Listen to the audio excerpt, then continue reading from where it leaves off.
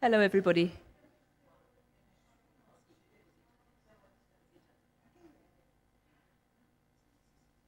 Hello, everyone. It is a real pleasure to welcome you this evening to Palazzo Franchetti as part of the Venice Glass Week for this very special event titled Laura de Santillana, A Life and Legacy in Glass. This evening's event is taking place as part of the Venice Glass Week, which is an international festival dedicated to the art of glass, which is taking place as we speak around Venice and Murano until Sunday, the 12th of September. My name's Camilla Purdon, and I work as the coordinator of the festival. The festival is organized by a committee made of 5 institutions and organizations with a particular expertise in glass. That's the Istituto Veneto di Scienze, Lettere ed Arti, where we are today, and we're very grateful to have the chance to be using Palazzo Franchetti, the Fondazione Musei Civici, le Stanze del Vetro, and the Fondazione Giorgio Cini, the Consorzio Promo Vetro Murano, and the Comune di Venezia. This year, as part of the festival, we're really happy to be presenting a series of conversations on glass, sponsored by Apice, which is a company with particular expertise renowned around the world for its transportation of art, but particularly expertise in transporting glass. And every day during the festival, we're presenting a special conversation online dedicated to a different topic relating to glass, involving high-profile speakers from around the world. We have the opportunity today, though, to be here in person as well, at Palazzo Franchetti, to talk about a particularly important person, the wonderful and much missed Laura de Santillana, an artist whose art and work was admired and celebrated and collected around the world, but she was also a very special person who was respected and beloved, particularly here in Venice, where we are today, and I know particularly by many people who are in the room today. Before she died, Laura participated in the Venice Glass Week a couple of times, and she gave us the great privilege of being able to bring visitors to her studio, her beautiful studio on the Giudecca, which we were very fortunate to do. Sadly, her absence is greatly felt around the world, but particularly here in Venice, and she was without doubt one of the world's, but also particularly Venice's greatest artists, greatest glass artists, and the glass world is for sure much poorer without her. So it's a particular honor and a pleasure to be able to include her this evening in this special conversation as part of this year's festival through a discussion, not a conference, not a seminar, but just a conversation amongst friends and colleagues who worked with her and knew her, and we thank you all for that.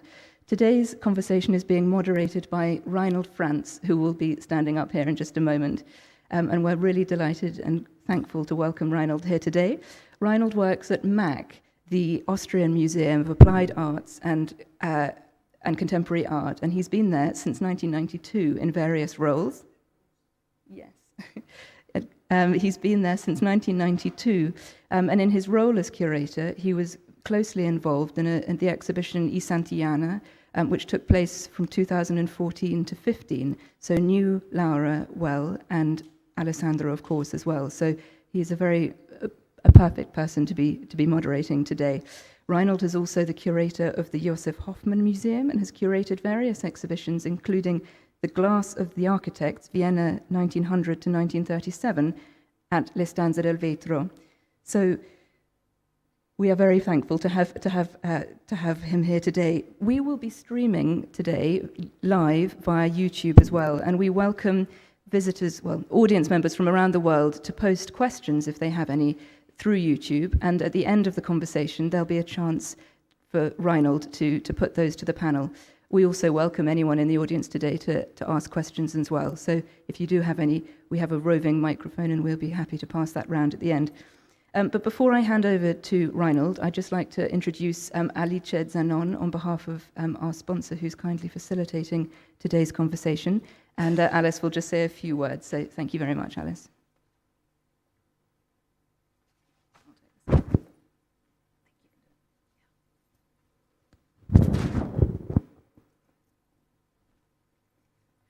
Thank you, Camilla. Very kind of you.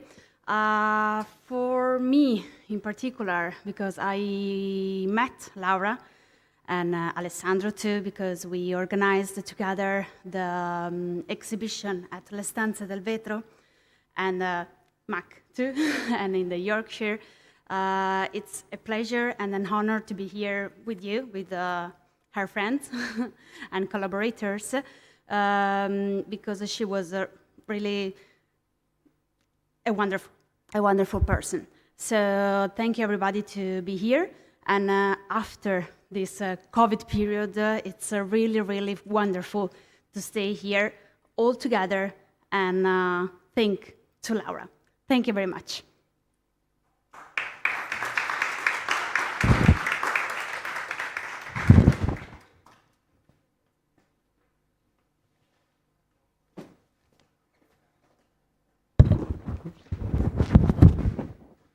Ladies and gentlemen, good evening.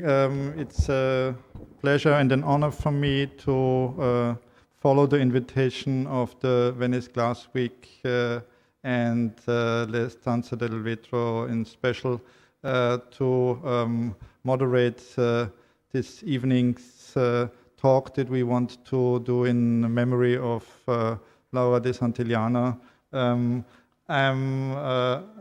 I hope that I am qualified to do this, but the panel that we have gathered here, I think, is much more qualified than me, and it's my honor to introduce my three conversation partners this evening. To my direct right is Rosa Barovier, a person I think you don't have to introduce in Venice when you speak about glass, because she was and is still the leading glass historian, and her exhibitions and catalog and her role as the leading person in the study days of Venetian glass have led us through many years and have helped us get a new knowledge and a new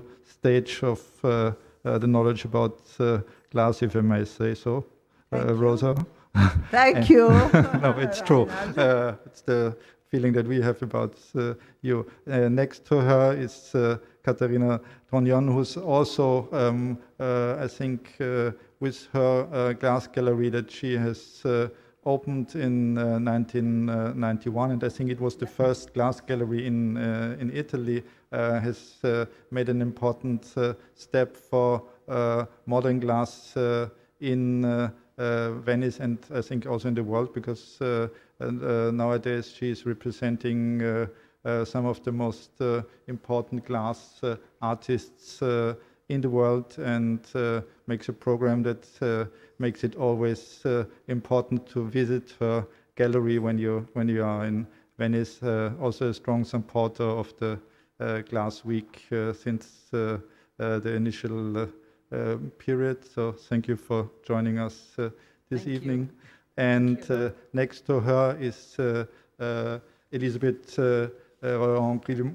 Grimblatt, who's one of the, I would, if I may say so, the strong, has been through the last decades of Laura's work, one of the strongest supporters of her work, personally as an art collector and as a personal friend to Laura. And Elisabeth, you have been the one who worked with Laura also on the last exhibition that she could realize before her much too early death. So we hopefully will talk about this later. Thank you for joining us for this conversation this evening. What we would like to do this evening is not to give you a scientific talk, but to really collect thoughts and observations that we all had in working with Laura. And I think it is important to memorize the important step that she took as a glass artist who, in a way, made her way through the experiences that she made as the granddaughter of the founder of Venini, Paolo Venini, who founded Venini in 1921, through design into the free glass art that she has established with her work internationally in this generation that took this important step. And Rosa, maybe I would like to ask you to comment a little bit on this, because we just talked about it when we started preparing this conversation. May I ask you? And I will show some pictures that we have put together. You will also see cuts from an interview that I did with Alessandro and Laura during the exhibition that we see already here, the Santillana exhibition that was staged by Le Stanze del Vetro. May I ask you, Rosa, to Thank maybe you, say a few words? Rainald. First of all, I see many friends of Laura and also the main master who worked with her in Murano, Simone Cenedese. Ciao, Simone. I'm sure he remembers her very well, and they had a special link, a special feeling, because Laura was very happy to work with him. Simone Cenedese is there. Ciao. Because before working in other countries, his special master was Simone. So, ciao Simone, I am very happy to see you. Another thing I wanted to tell that it is not possible to remember Laura. This evening is dedicated to Laura. It is not possible to remember, not to remember also Alessandro. They have had a special link, a special, they had in partly, the same training in the Venini Glassworks. Then Laura went to New York, Alessandro had other experiences, but the very interesting thing is that they were brothers and friends, but both talented, but each of them were found a different way to express their creativity. So, I finish with Alessandro because I think there will be another occasion to remember Alessandro, but I can't think about Laura without her special friendship, collaboration with her beloved brother. I finish with Alessandro, but I remember him with a special, come si dice? Sentimento speciale. Feeling. Sì. Okay. Thank you, Rosa. And they, it is not strange, they exhibited their pieces together, but completely different works of Yes. art.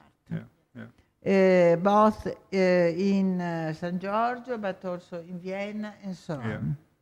So I think it's really the important achievement of Le Stanze del Vetro that they saw this quality and capacity of them both in staging this exhibition that we see pictures of here. This is the installation of the Santillana exhibition as we saw it in Le Stanze del Vetro on the Isola di San Giorgio.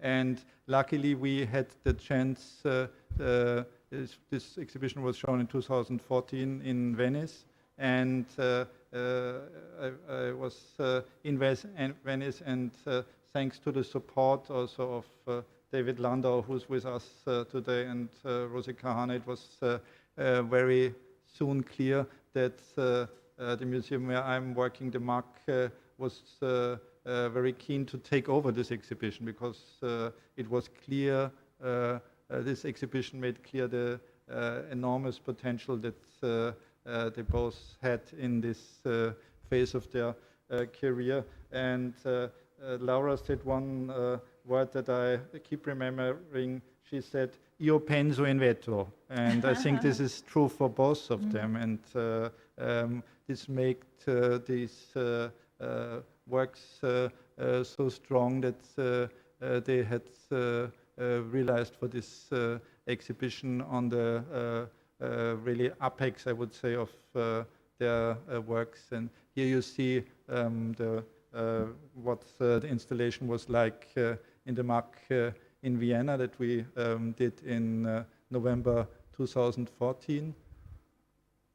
And we will speak a little bit about the different work groups in a minute, but I would also like to let Laura speak from time to time in our conversation, because we have this chance with this interview that we have included here in our presentation.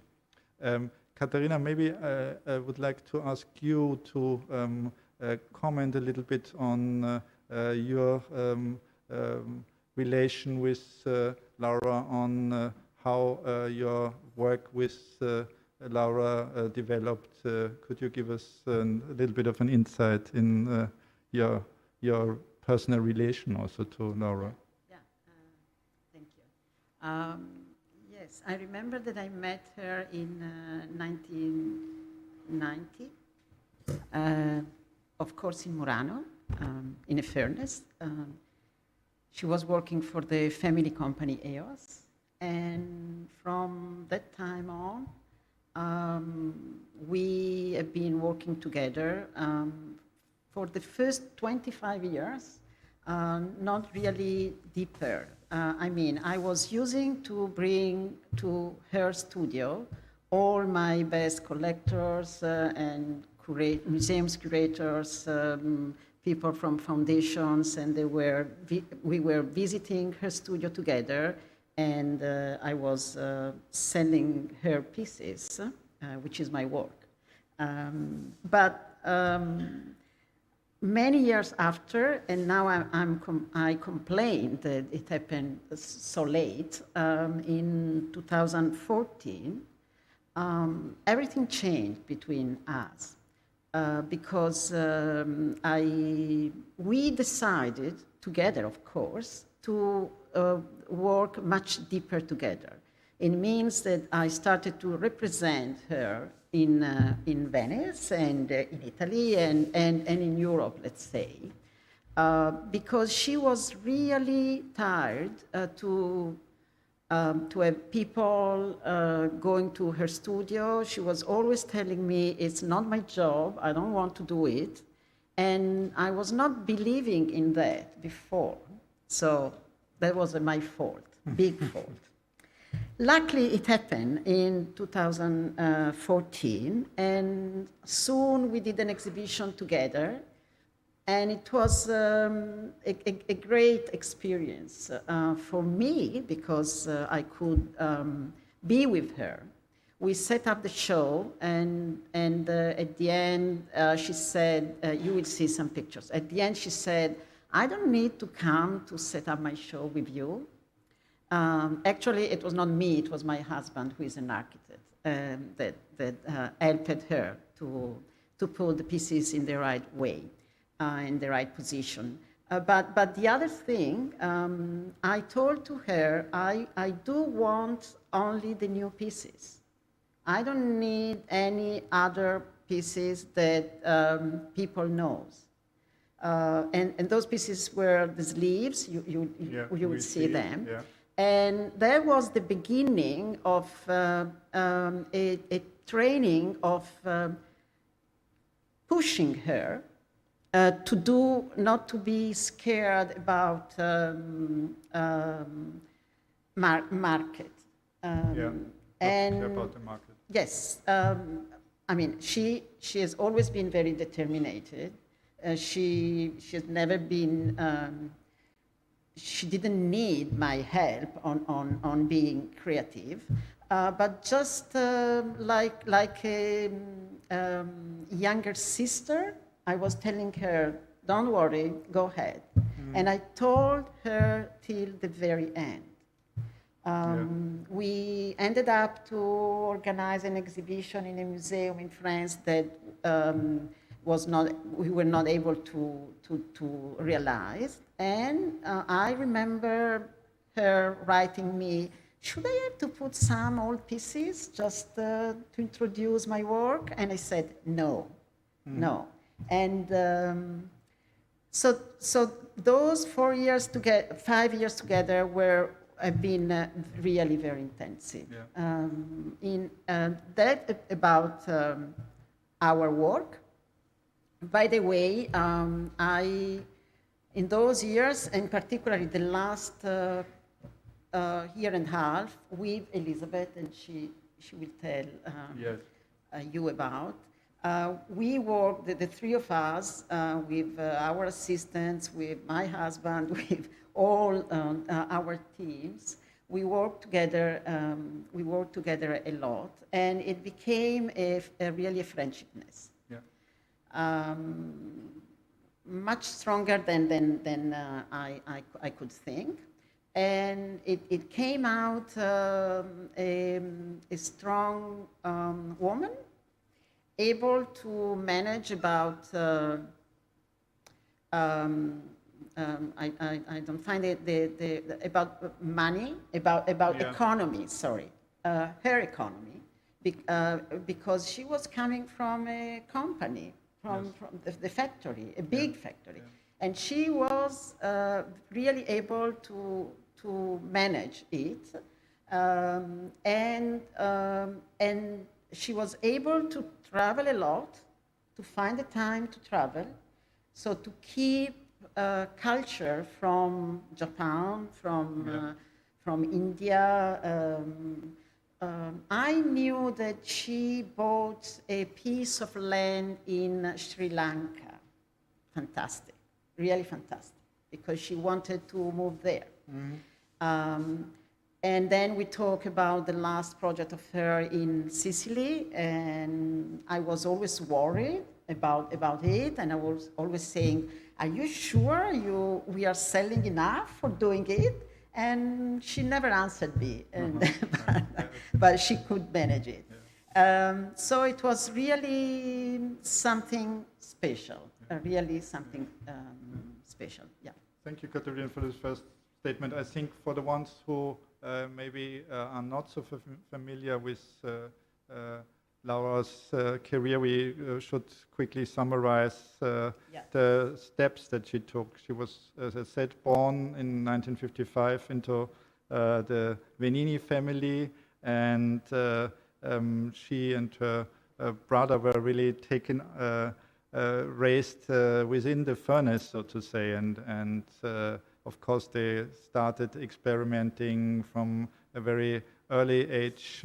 Their father, Ludovico, married the second daughter of Paolo Venini, and Laura went to New York after her studies and started to attend the School of Visual Arts there, which led her into graphic design for some time. She was working for Vignelli Associates at that time.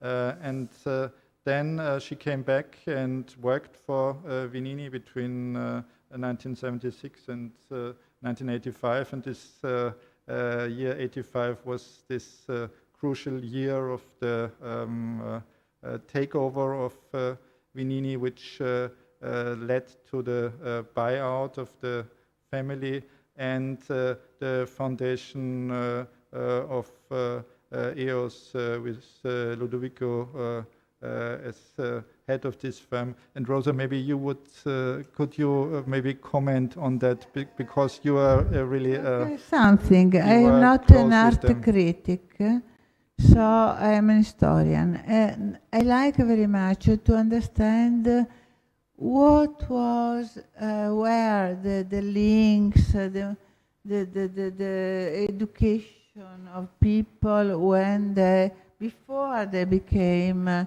well-known artists. I met Laura, I knew Laura from the beginning, but we became a little closer in the worst period of her life, when the EOS, the second firm of the family, closed, and she was thinking what to do of herself. So I remember that she had a few friends. One of them was Massimo Micheluzzi, and he was trying to push her to design new pieces. And I wrote some articles, but I understood how difficult it was for a girl, because I think her as a girl. It was in the 90s, so she was born in 55, not a girl, but she looked as a girl, to change completely her sure life. She had a sure life in the Venini, then the family started a new glassworks, and then the new glassworks stopped. So, what to do with her life? I felt she was looking for a new life, a new line, a new word where to be creative. So she began to make Morina glasses. Yeah. But what is interesting for me is not the last works of art that are well known, and Caterina Tognon and other people know and can write important papers about this period, but her training, that is very interesting. I love to understand. So the father was the first person that influenced her life, creative life. Yeah. Ludovico has never been understood very well. He was a wonderful person. I had the privilege to know him. He the Venini name was over him. He couldn't really to be himself, but he designed some of the most successful chandeliers of the firm. He was a very talented, much talented man, and I think that Laura, as I understood, had a special relationship with him. So Ludovico was the first. Then, and this is the same for Alessandro. Then Alessandro and Laura lives divided. She went to New York, the Vignelli studio, and so on. And I think that some of the first, she was a designer at first, not an artist. So she designed some of the most successful pieces for the Venini glassworks. And the numeri, I think, was... it's the first. We're going to see it in I a would minute. like to have that piece. We have seen it I today. am a glass scholar, but I would not like to have so many pieces, but that is for me one of the best because she's the meeting of graphic design and glass. Then certainly she met, she was influenced by Tapio Virkala. The series Quattro Stagioni, 4 Seasons, is certainly influenced by Tapio Virkala. And so on. She was talented, but she had also the chance to meet the best designers in the period. There is someone who has the chance to meet the best designers and he does nothing. So you need to have the talent, but also sometimes the person you meet can change your life. So I would like, but it is too early to write the story of Laura. I think this has to be done, but we are shocked by her death. So in the future, maybe we shall be able to write it. But it is a long story that is the combination of an earlier story and a second story. We will talk about this. And the hand of Eos, the family second factory, pushed her to make more. Thank you, Rosa. But I think that art critics are able to tell better about the second part of her life. But we all think about her with much love. That's important.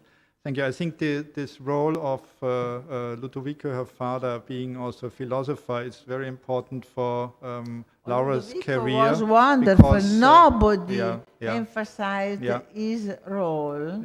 And because I think he has led his both children on this way into a new view of glass being something that you could also express cosmographic ideas and everything on it. Good example are these pictures that we are seeing here at the moment. These are the pictures that were taken from the 2016 installation that followed upon the exhibition in Vienna. It was the installation that they did for Yorkshire Sculpture Park in the chapel, which I had the chance to see upon the opening and during the installation time with both of them. We attended with Pasquale Gagliardi, and also Elena was there with us this evening. And I think this epitomizes very well what Laura tried to achieve and how they both could work with a room. And work with a room, this gives me the word to bring in Elizabeth. And Elizabeth, I would like to ask you about your personal view of Laura's work, and maybe you can tell us a little bit how you got in contact with Laura. Yes. About 35 years ago, I met first Alexandre Vakevich, his husband, and Laura was there, and I immediately loved her sculptures. I was very impressed, and she inspired me to start collecting contemporary glass. And among a lot of things she has done for me, she do a beautiful sculpture in bronze, glass, and wax. And we always love, because I said, oh, it's very minimalist. And maybe we have shown it in Vetro, yes, yes, in 2006. yes, Here, yes, because I Yes. got 3 pieces by Yes. Laura Yes. in different materials. yes, Is it absolutely. possible? Yes, it is. And we love, because I said, oh, you are so always chic, minimalist, and perhaps it's a very contemporary piece, because if there is too much sun, the wax will disappear. And after she introduced me to her brother, Alessandro, and I commissioned to Alessandro a very big piece, 4 piece of 4 meter, very minimalist as well. And we continue our collaboration, and I asked him all a wall in Paris around the chimney. And it was always a great effervescence. And we make always phantasm about big projects. Some we made them, some not. To invent a house in glass or to, And Laura had a very minimalist attitude in life in general, and in art in particular. And she was looking for essential sobriety, simplicity. Yeah. She was always so chic, you know. Also, how And she dressed. how she dressed, and Yes. we always has done a lot of shopping together, and and love so much about it. And yes, you could feel all that in the way she dressed, and in his house as well, and in his studio. I really liked in this atmosphere, very concentrated on the minimalist, and more is less, like Donald Judd, with a great sensuality in supplement. And I think this approach, was developed because of this crisis of EOS, and because she had to look for a new way, and this was the way It was a terrible period. Yeah, it was but I think it was also an important period for both of them, for Alessandro as for Laura, and this led them to the US, and to searching for a new way in their career that led them away from this of still design-oriented collaboration with their father, and also after the death of their father. And I want also to tell something that is, it is a conversation. Yes. So she worked a lot in the EOS, which was the second firm of the family, which lasted very little. And they had the luck to collaborate with the master Lino Tagliapietra. And he told, Lino is not a scholarship, but is very intelligent. And he He's told the monument of Venetian glassmaking. yes, Still but is. no, it is not a monument as an artist of glass, but a man who understands people, very intelligent. He told me that time, Laura is too much using traditional techniques like filigrana, murina, and so on. She is able to make more. And this is a master who uses generally all these techniques. But he is able to understand people. Yeah, this is important. And I remember this because then I understood what he meant. Yeah. Thank you. Thank you. Sorry. Also, no, this is what we are here for this evening, to commemorate Laura. And I think this step to the US, to working in Tacoma, working with urban glass in New York, opened somehow the ways for both of them, for Laura and for Alessandro.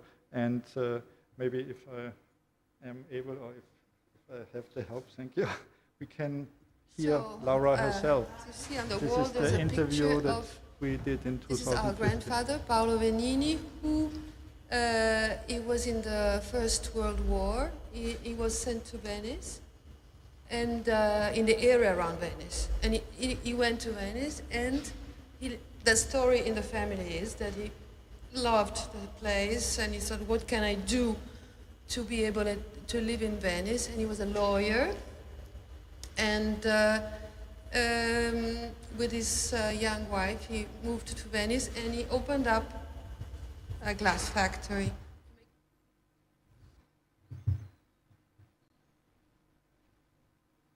So Laura is with us. So the today. story is that our grandfather was managing the company from the beginning, 1921, until his death, 1959. And after that, our father, who was married to one of the two daughters of Paolo Venini, took the place of our grandfather. So when we were born, our father was managing the company, and we grew up in the factory. So in a way, we both wanted to, work with different materials. We wanted to do different things, but we were continuously attracted by this magnet, which was this fantastic factory, which had the best hands, the best glass blowers, the best colors, the best everything. So it was a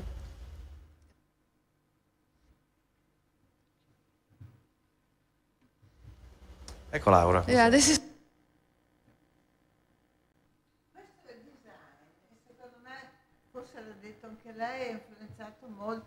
It is an influence Ecco Laura. by yeah, this the is my graphic first piece when Vignelli studio. Yeah. Here Laura comments on her first piece that we were just talking about. Sorry. No problem. I was working at Venini, and this is 1975, and it's a Murina plate. Murina is a very ancient technique. Before they discovered how to blow glass, they used to melt together, let's say, some glass parts, and this is the way this piece is done. The little complication is that each number is created separately.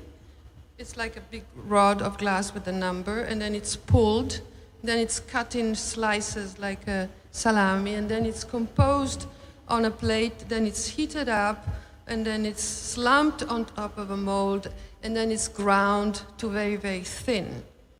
And this is this wonderful technique in which Carlo Scarpa made wonderful pieces, and also our father. And so my first piece was a Murina piece. Was not a blown piece. Was not a blown piece, no. I think this is interesting and important because Laura really starts out from a Venetian tradition that is not the blowing, but the combination of the Murina, and she puts in her graphic knowledge. This is, I think, interesting. Here we have the first piece, the dish in some pictures, and this is comments very well to that what you said, Rosa. And this was her start, but very soon she was taken away. Sorry. Thank you. This piece, for example, it's a team of 10 people that work together. And from beginning to end, they each know their exact action in the 2 hours. because the space is small and they don't have to bump into each other. They have to keep the glass hot all the time. So there's people just with torches keeping the glass hot. And when you go to a limit of dimension, this is the limit of dimension that you can blow and you can work with. It's the interesting aspect is that you encounter accidents. And accidents can be very inspiring and very interesting. So there's a moment in which the process becomes the actor. You can't do much. You can control. You have to grasp the opportunity in a way. And also. you have and you have to.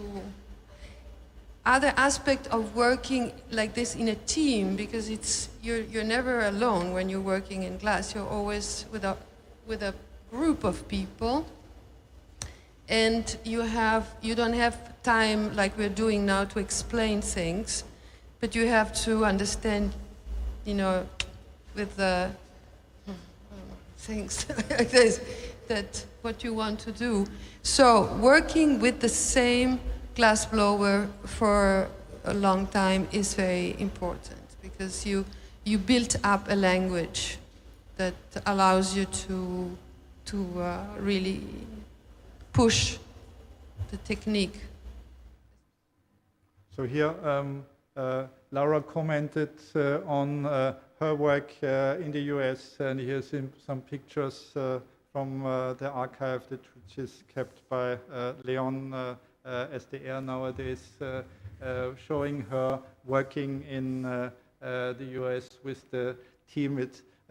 Within the conversation that I had with Alessandro and Laura, Alessandro commented very funny on that they were a total macho team, and the glass blower looked like a bear, and then you have to imagine the relatively small and thin Laura next to them, but it seems she managed very well in getting to what she wanted from them, and this led her to this new phase in her work. And maybe Caterina, you want to say some words about this phase which somehow brought you in contact with Laura. Do you mean about USA, her working in USA? Yes, she went there, but because there was Simone Cinedese in Murano. That's otherwise, by the time she had a maestro to work with, to be used and so on, she started to think about to go to other places where they were able to blow and to try new experiences. Yeah. And so she went there, and in Tacoma they gave to her and to Alessandro the opportunity to work there for a long time, and so to build up the show in the museum there. Fantastic. And there she was able to do her books. We will talk about her bigger than in Murano, but not because the blower are machos, but because in USA we know everything is bigger, starting from place of food, starting from houses, and simply, and I'm joking, simply the ovens are bigger, the mouth of the ovens are bigger, so she was able to do incredible pieces there. But they were, she invented them in Murano, she did them in Murano first, and then she was capable to go abroad and be related with other blowers. First experience was always in Murano. Yeah. Yes, and then she developed the idea abroad.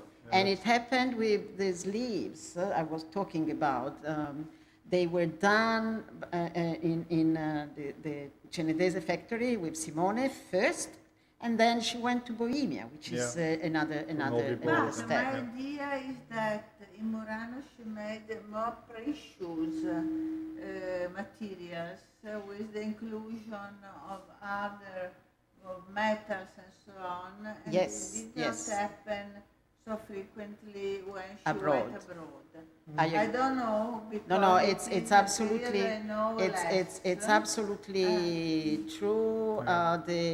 The flags, I mean the Because Incalmo I love pieces. a lot I mean, the inclusions of a network, metal network of leaves of metals yes, in the wall of the, and these of the vase, the books, how do we want to call them, and this effect was achieved in Murano with I remember. Simone, who was has the traditional skills of Murano blowers. Then she simplified the material, but she could make bigger things, more easy. I think it was also a Easier question to be, of cost. that to was- be yeah. perceived as sculpture. Yeah. And I remember Laura once said to me, Venice was the color and the US was the size. And I think this Okay, puts it very well. I agree with how, you, and also she- Bohemia, of course. Yeah, also Bohemia then in the close one. Cioè, And the- Elizabeth, this was the time that when, To buy a big oven for in Murano. Yeah. You remember yeah, she was dreaming Dreaming about to that, do that yeah, and to yeah. continue to work in Murano Yeah, with the yeah, very big yeah, piece. yeah. So here we see these big pieces that she did and the colors that she developed in this. And I think color is an important thing and question for us to be aware of the development that Laura took, and she comments herself on that. Questo è tuo? So the first, the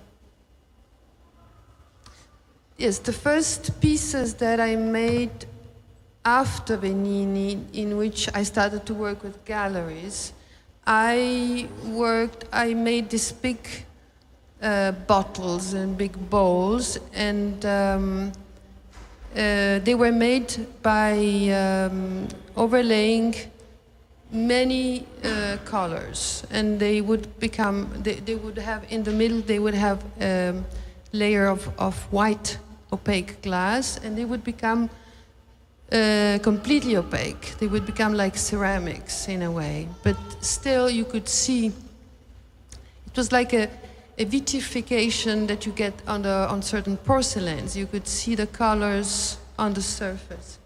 And so they had a different color inside and outside. And this was on my way to containers that don't contain anything. This was the last step.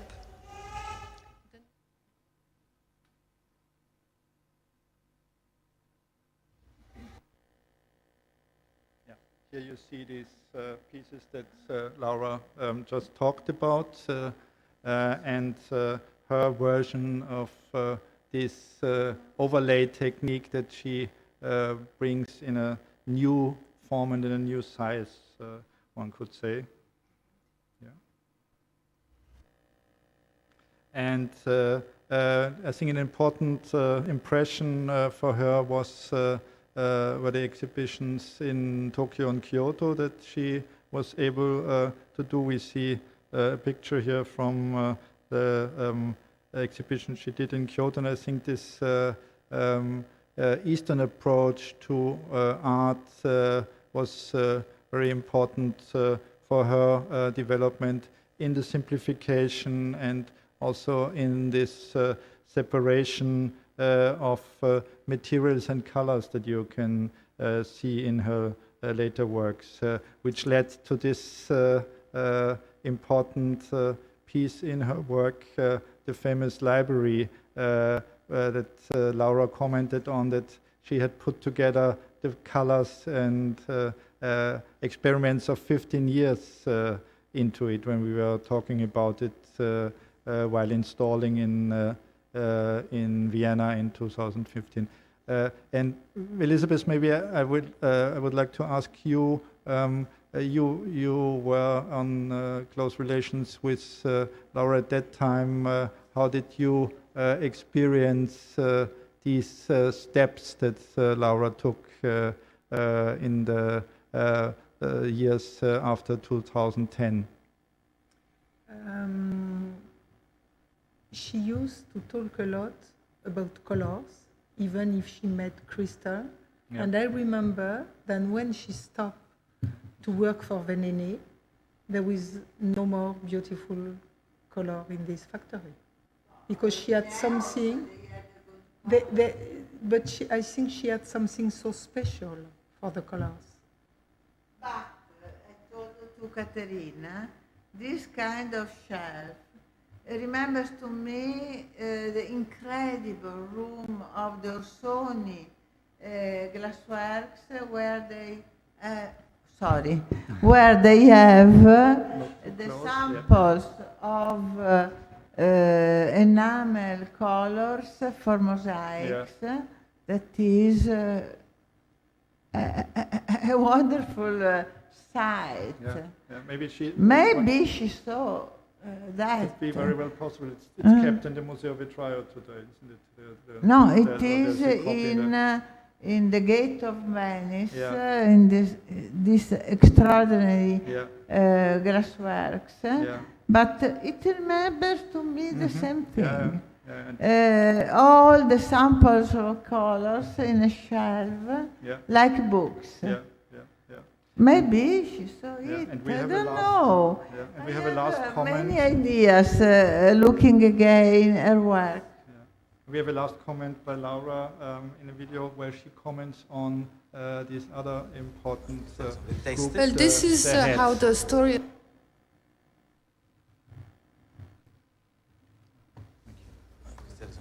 Well, this is how the story of these pieces started, because these pieces that I call the heads, I was, well, let's say that I'm always interested about a little story. So this was an exhibit I saw in Paris, and it was at the Musée Czernusky, which is a museum specializing in Asian Oriental art, and they had an exhibition of only heads of Buddha. And they came from China, and they had found them in the northeast part of China, and they had dug up, and they only found the heads, because the moment in which they had to destroy all the idols and all the gods, they had destroyed the bodies, but they couldn't destroy the heads, and because it's such a powerful symbol. And so they just put them under earth. So of all these Buddhas, only the heads were left. And the exhibit was quite striking. So I came back and I did. This is another source of inspiration, is Odilon Redon, who makes so many heads in his paintings. And of course, this is a famous Saint John the Baptist, and all the people that were beheaded is another inspiration for the heads. This is a shrine in India.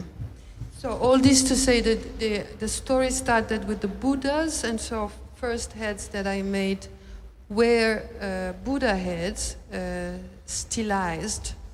And then from there on, since it's always the materials that tells you while you're working what to do, when you work with solid glass, which is the case here, is not blown, but solid glass, whenever you touch it with a tool, with a knife or with a stick or with a tube, like I did in some of them, the material moves, and then you see a wonderful shape, and you just capture it. So they moved from heads, they went into being informal stones or whatever. So these are a few pictures of the places where we work. This is Czech Republic, this is Novi Bor, Ajeto factory, and where I'm doing my project now. I blow some mold-blown pieces, and then I do a secondary work on them. I put them in kilns, and I let the heat, I slump them, which means that I do the same process, but I let the heat and the gravity do it. So this is the factory. I think this portion made it very clear that Laura's work was based also on a spiritual basis and on her very deep understanding and inspiration that she took also from Eastern spiritual ideas, and on the other hand she commented on these late works. Here we see some of the heads, and this led her also to these big slumped pieces, which in the end had a next step. And maybe Caterina, because you were working on this very closely, maybe you would like to comment on the sleeves that we see here, the first example.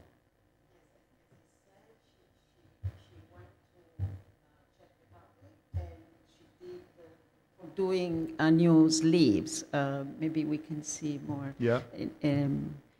This is the show, the exhibition in my gallery, and where there are some made in Murano, and these ones in particular, and others made in Czech Republic. But the show was focused on the ones in Murano. Then she went in Czech Republic in Novi Bor. And started to blow these cylinders, and incredible how the colors were different, like to be really the north of the world, and so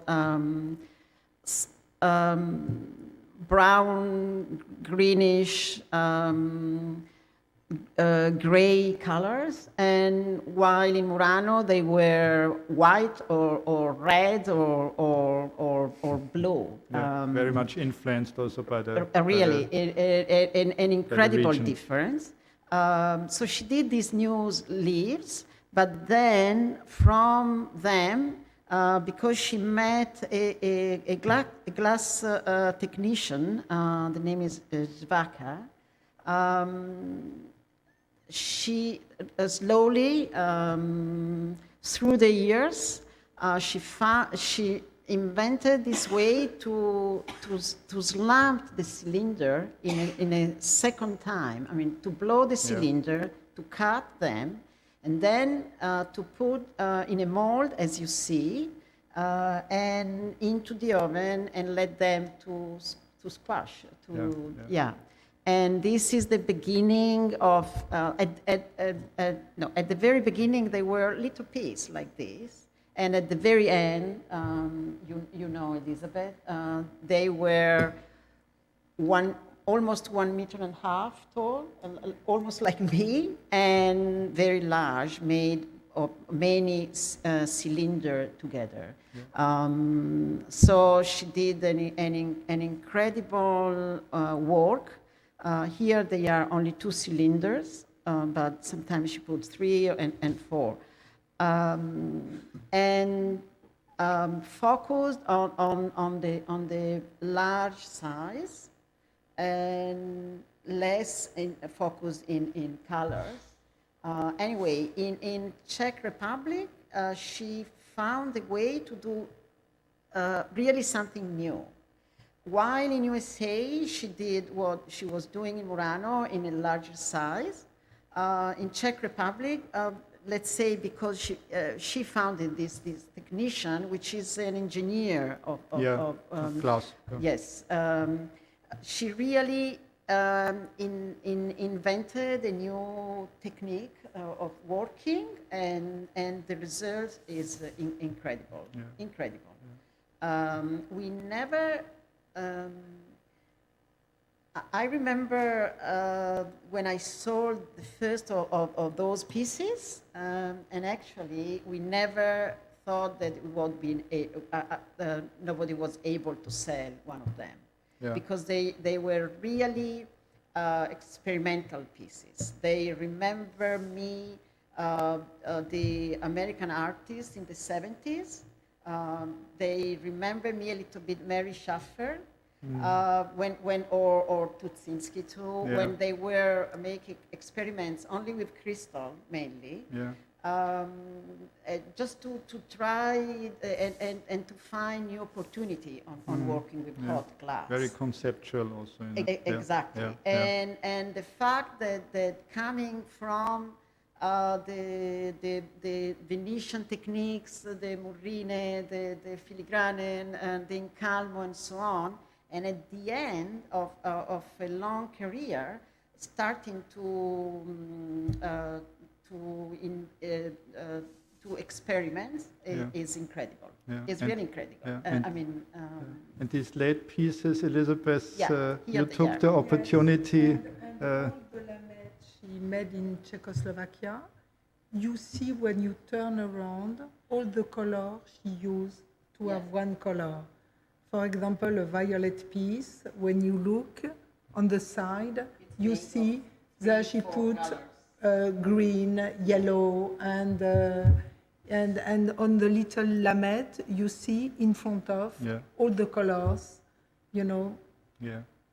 And Elizabeth, you did the oranges. last exhibition with Laura in Yes, we see we pictures did the of last it here. exhibition with Caterina in Palazzo Franchetti. Yes. Yeah. With these giant pieces. And I had the chance to talk and to see Laura every day. Yeah. I think this is a good final statement, and I thank you for your attention. We are open to questions from our audience and from also on the internet, as I'm told. Maybe just a comment, the interview that you saw clips out of during this evening, I did in 2015 with Laura and Alessandro on the occasion of the Santillana exhibition that we had in Vienna. I've handed it in to Camilla, who introduced us, and I would be very happy if it could be kept here in the archive of the Venice Glass Week as a remembrance of this very intense collaboration that I could have for at least some years with Laura and Alessandro. So we are open to questions if there are any.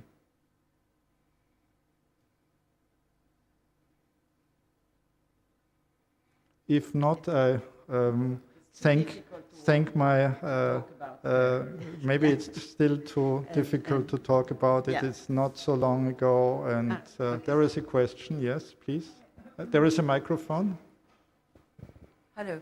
I am speaking as a complete ignoramus about Laura de Santillana, but an observer of the art world. And I wondered whether, for example, MoMA has examples of her work and whether it puts it in the section of fine art or in the section, if it has any, or in the section of design.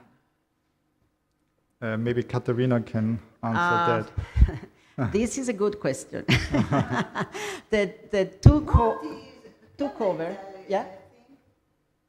What is fine art? What is design? Do you prefer a bad painting or a wonderful piece of furniture?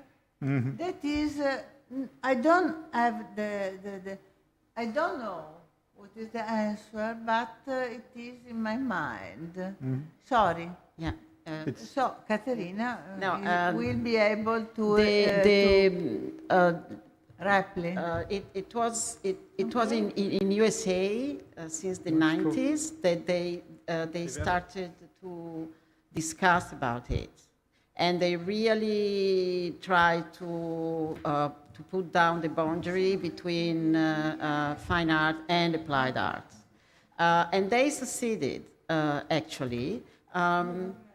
Let's say that the first museum that put all the arts together was the one in Vienna, the Museum of Applied Art in Vienna, that did installation. Sorry, maybe I'm wrong, but as long as I know, and I was there studying for my thesis of university, and it was incredible. They put all the arts on view together. And after Vienna, it went to Prague and so on. But in the meantime, in USA, in very important museum like in Pittsburgh or in very important museum, they started to put furniture with glass, with wood, with textile, with paintings, with graphic design, and so on. But let's say that still, in particular in Italy, unfortunately, and this is something that we have to change, still in most part of the world, the things are split out, talking about museums. And yeah, I think in this way of defining this borderlessness between what we define as design or decorative arts and arts, Laura and Alessandro have been kind of trailblazers, because I know, I'm not so sure if her pieces are represented in the MoMA, but I can say, because I saw it, they're very prominently represented in the new wing of the Corning Museum of Glass, which is the best glass museum in the world. Yes. They've opened this new wing in 2010, which is dedicated to art glass, and there Laura and Alessandro are very prominently present, because I think this is one of their achievements, that they paved the way to this new modern. And as a Viennese, I must say, for me it's not so modern, because the Viennese already, the secessionists in 1900 already said, if you don't like our pictures, why don't take a look at the wine glasses that we design? And I think this is a good way of looking at it, and I think this is what Laura and Alessandro also lived in their artistic career, and that made it so, made them and their approach so close to me. So maybe may I ask you three for a quick final statement before we will close the session, before everybody wants to have a glass of wine, maybe. My statement is very simple. I knew Laura. I appreciated her. She was a wonderful person. She had a long story as a designer, and also we have to study better her life before her change.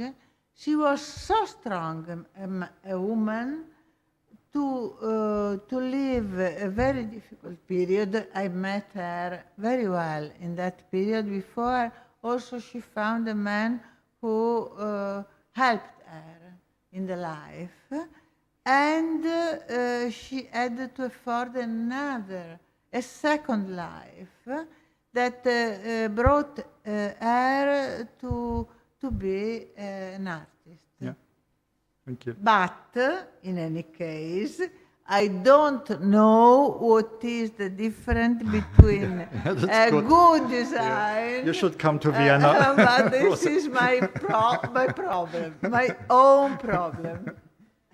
Caterina, may I ask you for... What she was dreaming was to invent or to build up a new color. And of course, that was in Murano. So Simone, we have something to work about. There was something that in the last 2 or 3 years was always telling me, let's do a project that I would love to create a new color. Posso dire una cosa in italiano? Sì. Tutti i maestri che lavorano con i disegni, gli artisti, tendono a copiare quello che gli artisti propongono. Non è mai successo con Simone Cenedese, che è stato di una correttezza, di un'onestà straordinaria. Lui ha lavorato per Laura e il suo lavoro personale è stato sempre completamente diverso. Quindi io credo che per Laura è stato un incontro molto utile. Lo dico in italiano perché voglio confrontarmi con questo maestro bravissimo che è Simone. È vero? I think this collaboration is crucial for Laura's work. Elizabeth, may I? Italiano, Sì, certo. condividi. Elizabeth, may I ask you for Elizabeth. your words? Sorry, No, tell me. For interventing. No. May I ask you for a last statement, Elizabeth, on Laura? No. So, No, it was a great friend, and it's all. yeah. So I hope Laura has heard what we were talking about this evening from somewhere. And as we saw, the path that we are on of understanding her work and working on the achievements that she has definitely made for the modern art class is only just beginning. Luckily, her heir, Leon, Alessandro's son, is with us this evening, and he has made himself on the way of working on the archive, and we are all dedicated to support him in the coming years to show Laura's work, to work on Laura's work, and to commemorate her work. Thank you very much for your attention, and have a nice evening.